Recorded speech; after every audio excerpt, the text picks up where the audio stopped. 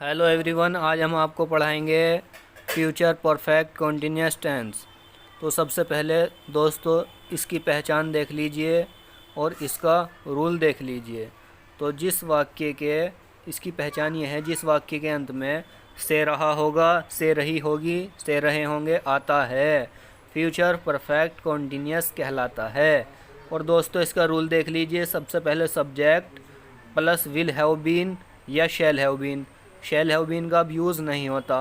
Plus verb की first form के साथ आईएनजी प्लस सिंस या फॉर प्लस टाइम। ये तो हो गया दोस्तों अफर्मेटिव का रूल। और नेगेटिव का रूल देख लीजिए। सबसे पहले सब्जेक्ट प्लस विल, फिर तीसरे नंबर पे नॉट, फिर हैव बीन प्लस वर्ब की फर्स्ट फॉर्म के साथ आईएनजी प्लस सिंस या फॉर प्लस टाइम। ये हो गया दोस्तों नेगेटिव का। और इंटेरोगेटिव का रूल देख लीजिए, तीसरा नंबर वाला।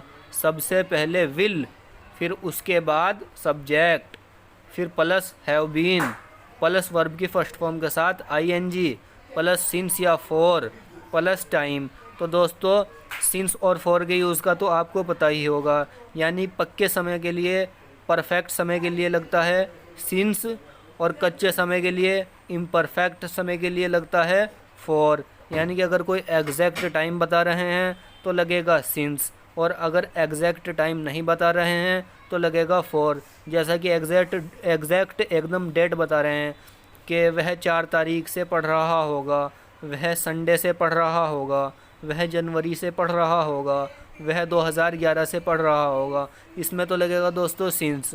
और फॉर उसमें लगेगा जब हम कहेंगे कि वह 10 दिनों से पढ़ रहा होगा। ये हमें पता नहीं कि कौन से 10 दिन हैं।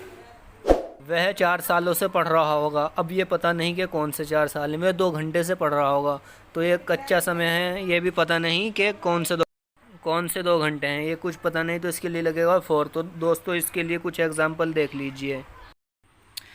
वह 10 दिनों से पढ़ रहा होगा। He will have been reading for 10 days, इसमें लगेगा फॉर, क्योंकि 10 दिन कौन से हैं ये पक्का पता नहीं है। और अगर नेगेटिव वाला बनाएंगे, he will not have been reading for 10 days. और अगर इंटेरोगेटिव बनाएंगे तो will he have been reading for 10 days. तो इससे दोस्तों हमें ये पता चला कि इसमें लगेगा फॉर, क्योंकि हमें एग्जैक्ट समय का मालूम नहीं है।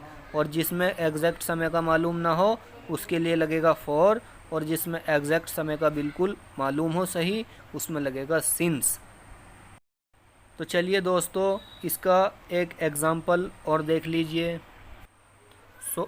सोनू सोमवार से इंग्लिश सीख रहा होगा, यानी कि दोस्तों पक्का समय है, बिल्कुल एकदम फिक्स टाइम है कि सोमवार।